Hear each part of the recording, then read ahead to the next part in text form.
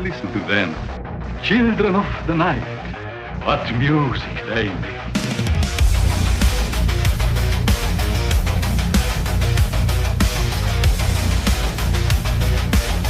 They will be destroyed.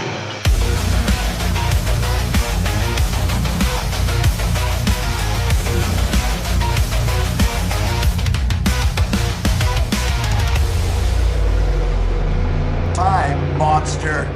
You don't belong in this world. Hail, fellow travelers. Tim from Secret Fire Books here with my monthly reading report, this time for the month of September 2025. I read 6 books in the month of September, as well as a smattering of really good short stories. I'm going to talk about all of those, and then I'll talk about the books that I plan on reading in October, my spooky season reads, as they say. The first book that I read in September was The Book of Diogenesis by Samuel Planck, otherwise known as Captain Samuel's Sigils here on YouTube. Sam, or the Captain as I like to call him, runs a science fiction-centric YouTube channel. And when I saw he had his own self-published novel, I was interested in checking it out because I myself am a self-published writer and I want to support my fellow indies. So I jumped on that, I bought the ebook, gave it a read, and I won't talk about it too much in this video because, honestly, it wasn't really for me. Not to say that I hated the book, it just wasn't my style. It was a very allegorical kind of science fiction novel with a lot of surrealist kind of elements. And it's just not for me. I don't think it was horribly written or anything. Sam, if you're watching, I didn't hate your book. It's not my style. There were elements that I did really like, some kind of gnarly Warhammer 40K post-apocalyptic elements that I really enjoyed. But overall, it just wasn't my cup of tea. That said, if Sam decides to write any other books, I will 100% check them out. I'm always interested in supporting my fellow indie writers. And I will also say that if you like really trippy, psychedelic, surreal science fiction, kind of like almost British New Wave era science fiction, I think you will definitely get a kick out of Sam's book. So yeah, not really my style, but I'm glad I read it. I'm glad I supported Sam and his journey as a self-published author. Next, I read The Weird of the White Wolf by Michael Moorcock. This is the 3rd book in the Elric saga, and I am being a really bad host for the Elric saga read-along that I started because I have yet to do a review of this book. I was supposed to review it in September, and I never got around to it. So that will have to be the first book review that I do in October. Thank goodness that Chris from Liminal Spaces is picking up my slack. He already posted his review of this book. So God bless Chris and everything he's doing over there. He's been making some great videos about the Elric series.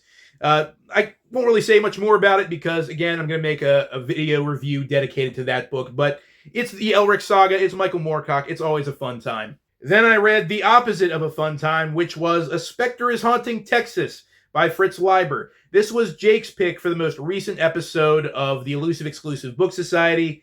And yeah, if you saw that live stream, you know that I was not a fan of this book. In fact, it kind of shook my faith in Fritz Leiber a little bit.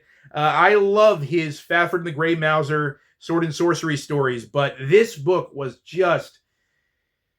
oh, it was painful for me. You have elected the way of pain! But then I bounced back and got into Samarian September. That's right, if you didn't know, last September was Samarian September, the amazing reading event created by Michael K. Vaughan, all about reading Robert E. Howard's fiction. And so I read 2 of Robert E. Howard's books, as well as a couple of his short stories. I read Elric, which is his one and only science fiction Sword and Planet novel, as well as Three-Bladed Doom, which is an Elborak novel. And I loved both of those books, especially Elborak novel, Three-Bladed Doom. I still hold to it that is the best thing that I've read this year so far. It will definitely end up being in my top 10 for this year, I think. I did video reviews for those books, as well as the other Robert E. Howard short stories I read, so you can check them out here on the channel. Yeah, I can't wait for the next Samarian September. I'm already planning what I'm going to read next. That said, it's never a bad time to read Robert E. Howard. He's one of my favorite writers, and he's the greatest pulp writer who ever lived. So I never need an excuse to read Robert E. Howard. And then the last book that I finished from last month was Dr. No by Ian Fleming. I have never read any of his James Bond novels before. I've seen all the James Bond movies. And I love all of them, but for the most part, there's a few duds that I don't particularly like. But for the most part, I loved those films. But I never got around to the book, so I decided I was going to change that, and I read Dr. No, and it was okay. The movie Dr. No, I really enjoy it. I think it's one of the better Sean Connery James Bond movies. The book was kind of boring in my opinion. I think it dragged its feet a little bit. There was a little too much filler, honestly. I'm coming to realize that I really enjoy short books, or at the very least, books that have a quick pace and keep the action moving and keep the plot going along at a steady pace.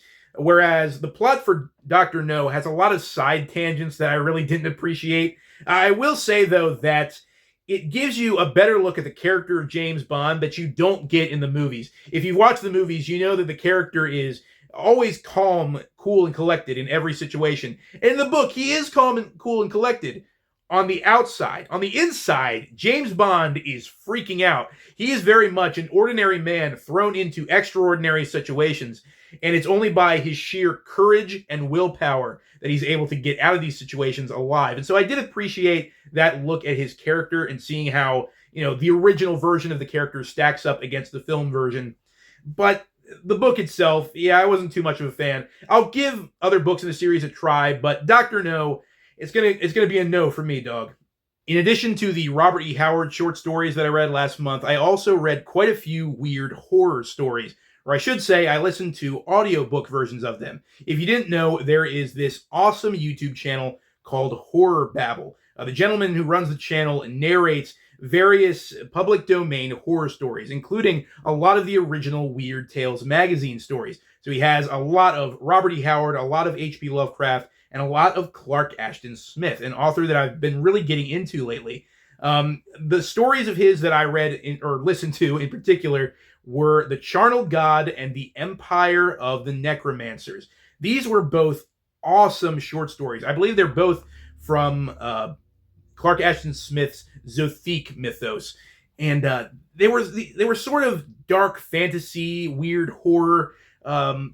They're just really gnarly. I don't know how to describe them exactly, but it has everything to do with necromancy and death and undeath. And the words that Clark Ashton Smith uses in these stories are just so evocative. He does an amazing job of painting these disgustingly beautiful images in your mind while you're reading his stories, or listening to them, as the case may be. And I really have to dig into his bibliography some more, because I'm really enjoying what I've read of his so far. I also listened to the audio version of another short story that was recommended by Jake from Pulp Mortem. A few weeks ago, Jake did one of his Rollin' Shorties videos where he reviews random short stories. And the one that he did in that video was Lukundu by writer Edward Lucas White. I almost forgot what his name was. I had never heard of this writer before. I looked him up and found out that he's actually a Baltimore writer. I had no idea he existed before Jake posted that video.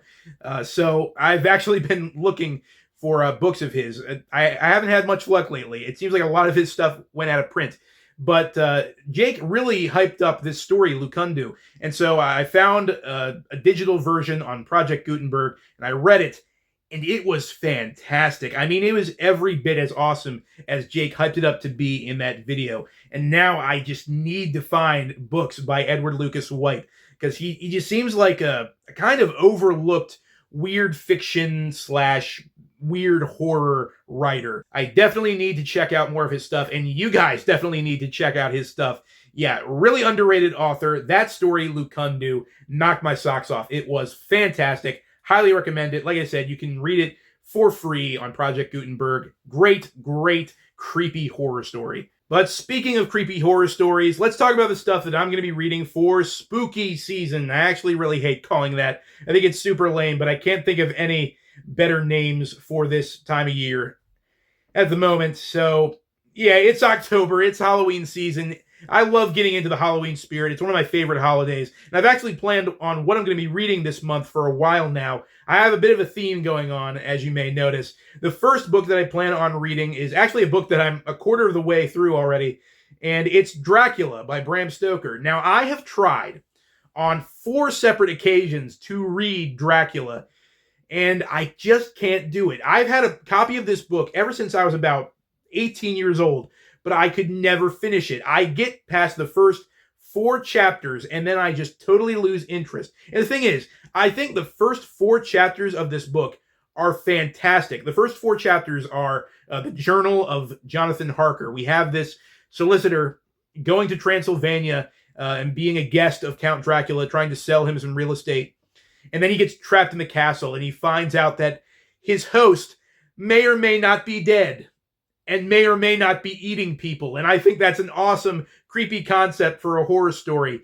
But after that, we just have all these letters being written back and forth by these wealthy, aristocratic women about parties and proposals and engagements and bleh. Yeah, I lose interest pretty quickly after the initial Transylvania portion of the story. But I'm going to try this year. I'm going to try to finish Dracula in the month of October, even if it kills me. And if I do finish it, in a timely manner, then the next book I plan on reading after that is the Dracula tape by Fred Saberhagen. Now, as far as I know, this is a sort of kind of alternate take of the Dracula story in which Dracula gives a first-hand account of what really happened in that novel and how Bram Stoker and all the heroes of the famous Dracula novel were actually, they were slandering him. They were painting him as a bad person when really he had noble intentions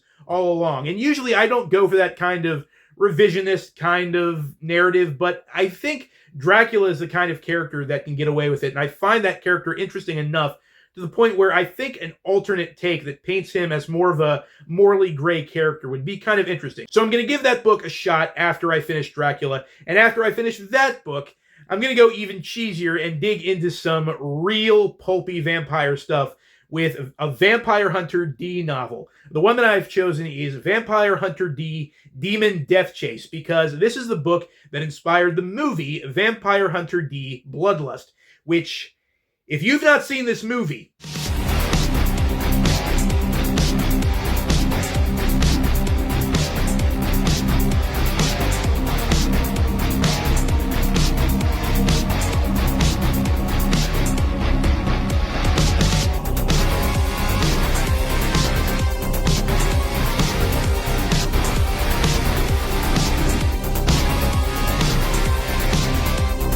it is the coolest animated movie ever made.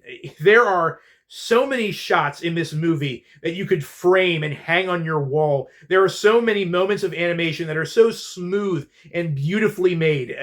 It just blows my mind every time I watch it. And so I want to read the book that inspired this movie. I think that'd be really cool. And after that, I have a whole bunch of horror short stories that I plan on getting to. I actually plan on reading some stuff by Clive Barker. I've heard from some reliable sources that he has some really messed up but really entertaining horror stories. And I do need to branch out and read more horror. The only horror that I've read so far is from like the 1940s or before, the Weird Tales era stuff. And so I need to branch out and read some stuff that's at least a little bit more recent. Also, the next thing that we're going to be reading for the Elusive Exclusive Book Society is The Dreams in the Witch House by H.P. Lovecraft, one of my favorite Lovecraft stories. I think we're doing a sort of tradition at this point where we read H.P. Lovecraft stories for the month of October. But this was Nick's pick. This is going to be on his channel sometime in October. More details to come. But yeah, Dreams in the Witch House. I'm super excited to talk about that story with my friends because it's a good one.